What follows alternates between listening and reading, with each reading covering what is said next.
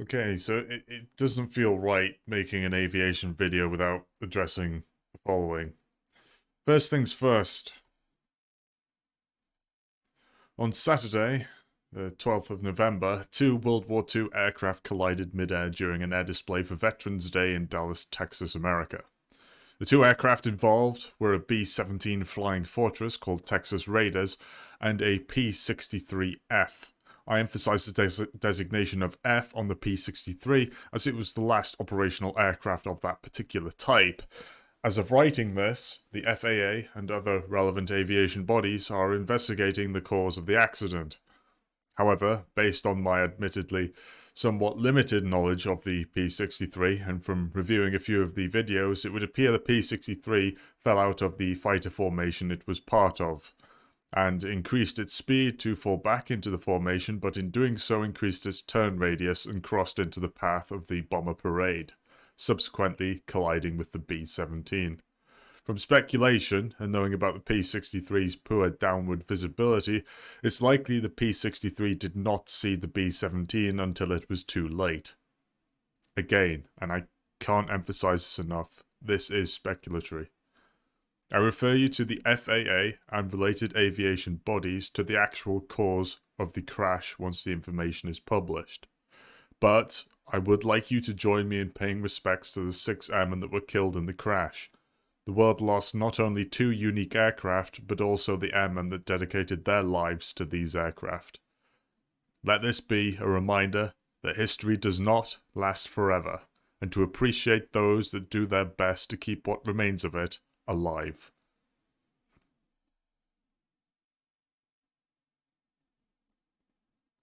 Now, I appreciate it's a bit of a somber note to start a video on, but like I say, I felt like it was necessary. So on that note, welcome to my Tedtholomew talk, perhaps aptly titled On the Wings of an Angel, Season 1, Episode 2. In the last episode, we talked about the tale of B-36 Peacemaker, and this time we're going to talk about its competitor. Naturally, you're probably thinking of the B-52 Stratofortress. It's a good guess, and you get brownie points for trying, but ladies and gentlemen, how can I put this delicately? You're fucking wrong. And for good reason. We're about to dive into an odyssey of trials, tribulations, tragedy, and euphoria, potentially. You'll find out. Now, meet Jack Northrop, born in 1895, and for those unfamiliar, you'd be forgiven for thinking nothing of this name. But ladies and jelly spoons, you have much to learn, for this man will go down in history as one of aviation's greatest pioneers. Jack was born in Newark, New Jersey, America, and begun his journey in aviation as a draftsman and or engineering technician, depending on your source, for a company called Lothhead Aircraft. I could be pronouncing that wrong, but brownie points for trying. I guess I can do that, right? I don't fucking know. Where was I? That name might not seem at all familiar, probably because I pronounced it wrong, but it would later form into Lockheed Martin in 1926. The company responsible for the well-known F-35 and even more well-known F-22 Raptor. However, following promotions within the company, even after the name change, Jack, being the absolute fucking Chad he was, went on to founder not one, but a series of 3 companies. However, only one of these would go down in history as being legendary. In 1939, Jack founded Northrop Corporation. Now, despite Northrop Corporation's somewhat late entry to World War II, it didn't stop them from producing one of America's most successful night fighters, the P-61 Black Widow. From memory, this plane made for a great top trumps card in my childhood. In addition to that, from what I can gather, only 4 of these aircraft remain around the world, with at least one of these aircraft being worked on to be restored to flight condition, or so I can find out from mainly Wikipedia, I'll be honest, but I'm one guy in a house. I'm not exactly, MI6 or the what's it called, CIA or some other acronym that I can't remember. But for those interested, I do consent to my dead corpse being restored to flying condition too. A bit like those guys who thought that flying a taxidermy cat was a great idea. Fuck me. I mean, granted, it's definitely different. Maybe it goes far to say unique, but at the same time, what the fuck was going through their heads? It's a legitimate thing. Why? I do not know, but it exists. Moving swiftly on, Northrop produced many aircraft, but Jack's heart was set on a design known as the Flying Wing. His first true flying wing design being the Northrop N01M. Now, I'm not gonna lie, and forgive the pun, this shit looks like it flew out of War of the Worlds as opposed to something that began in 1939. Now, a lot of haters out there probably masturbating furiously over one of Horton's powered flying wing designs. Will probably like to think that they, copied it or something. They're probably coming all over their Nazi designs and claiming Jack copied them and all that stuff. And they probably think that Nazi Germany tried to make UFOs and built the best tanks in the world. And, all that's well and good and fine. But I would just like to point out that to destroy that argument, Jack had been working on this shit back as early as 1929 with the X216H, which I appreciate isn't really a flying wing in its true sense, but it's as close as you can get with a tail. In other words, it was basically inevitable that Jack was going to make a powered flying wing design.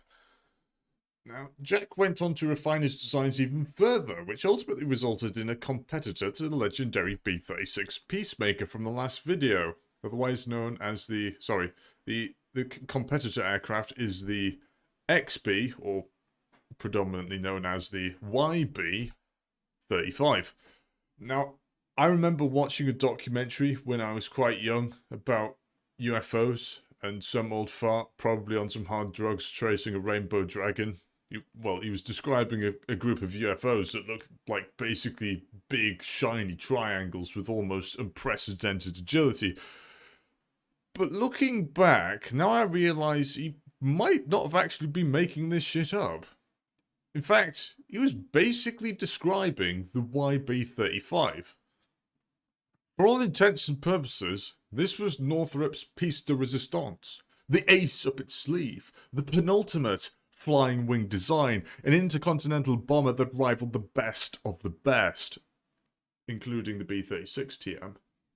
With a wingspan of 52 meters, a fraction of the B-36's 70-meter wingspan, the YB-35 could carry an almost comparable 52,000-pound bomb load.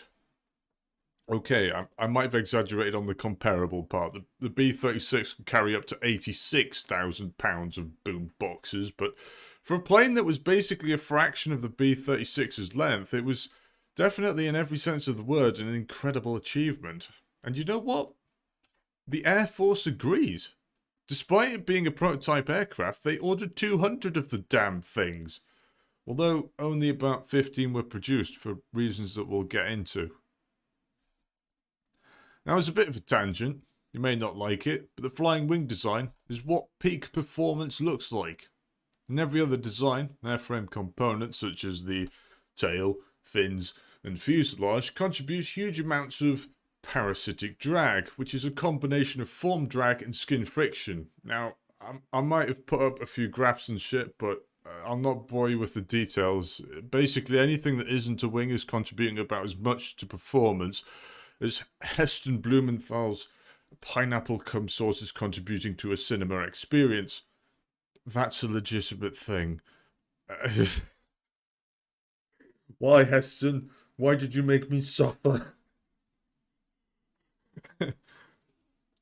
With the exception that these aircraft features can actually contribute to some flight performance characteristics, including, but not limited to, stability.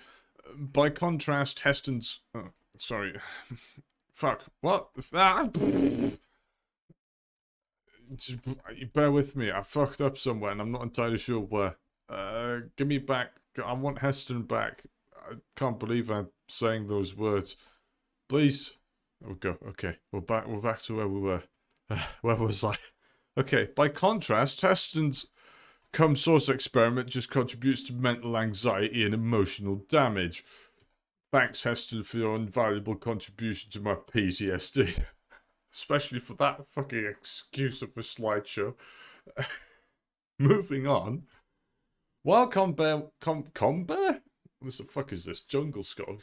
While Convair was busy Pritt-sticking jet engines onto the B-36, Northrop went down a slightly different route and created the YB-49, which I think looks pretty cool, personally.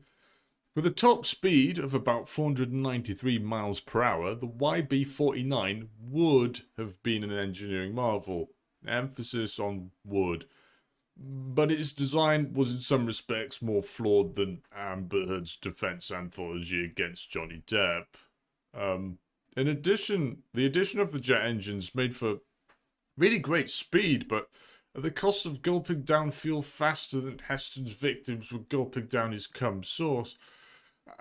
They try to fix this by moving a couple of the engines onto the wings with the... God, this sounds like something... should be like a multicolored LED light display or something. The YRB-49A, or as one Wikipedia author put it, ruining the aircraft's sleek aerodynamic lines. I love that, how that's a thing. Spoken like the discovery of this ruined this guy's childhood faster than Phase 4 ruined the Avengers films. However, one can't help but marvel, pun intended, at the YB-49's engineering prowess. Truly a sight to behold. Unfortunately, the aircraft's range was the least of its concerns. One test pilot reported that the YB-49 had potentially deadly stall characteristics, but Jack, again being the Chad that he is, countered that the stall behaviour described was impossible for a flying wing design, but the controversy stuck nonetheless. A short time later, a senior test pilot by the name of Glenn Edwards died along with 5 other crew members in a crash involving a YB-49. But not before describing it in his diary that this was the darndest airplane I've ever tried to do anything with. Quite uncontrollable at times. On top of this, the bomber had a tendency to sway during bombing runs. Not exactly something you want when you try to hit a stationary target. Northrop attempted to remedy this by sellotaping a Honeywell autopilot system in place to dampen out the unwanted yawing. Allegedly, this worked to a degree, but by all accounts was basically a flex tape solution to something that needed something a bit more concrete. Sadly, these issues, coupled with the political instability and potentially, some say, even sabotage, led to the demise of the YB-49. All remaining flying wing airframes from the XB-35, YB-35 and YB-49 were ordered to be scrapped. That is, if they hadn't already crashed. And Jack's ambitions for the flying wing design went with it. In many ways, his flying wing designs were simply too far ahead of their time. And so Jack retired from the Northrop Corporation in 1959, broke all ties with the company, and lost much of his fortune. Worse still, Jack's health declined somewhat rapidly. It's not clear to me what Jack's decline in health was as a result of, but it left him unable to either walk or speak. In a last-ditch attempt to continue his legacy, Jack communicated to NASA his belief in the flying wing design, but unfortunately, all seemed lost. And so, Jack's career in the aviation industry came to a close. But ladles and jelly spoons, the story's not over just yet, for Jack's YB-49 was basically a phoenix in disguise. Less than a year before Jack's death, he got a call. I don't know what transpired in this call, but for some reason Jack was given clearance. Clearance to see something the world had never seen before. You see, Jack had left quite the impression on the aviation world with his flying wing designs. Even in his absence, Northrop had persevered with Jack's flying wing design, hurling it so far it landed perfectly in an era that could produce a plane like nothing the world had seen before. And so, he was given clearance to see what rose from the ashes of the YB-49. Meet the B-2 Spirit. This plane is considered one of the founding fathers pioneering stealth technology. Despite having a wingspan identical to the YB-49's, it had a much smaller radar cross-section that was more comparable to a garden bird. The phrase engineering marvel does not even begin to describe the effort put into this aircraft's design. Every surface meticulously crafted to reduce its radar cross-section, every movement monitored by the fly-by-wire system embedded into its state-of-the-art avionics. This aircraft arguably single-handedly paved the way for modern stealth technology. And Jack had been given clearance to see the design of his Phoenix, his legacy. And so the story goes, unable to speak, Jack wrote on a piece of paper, his hand trembling, "Now I know why God has kept me alive for 25 years. Sadly, Jack passed away just 10 months after, on February the 18th, 1981, after finally seeing the very much deserved fruits of his labour. Jack will forever go down in history as one of aviation's greatest pioneers, a true legend, but his story doesn't end there.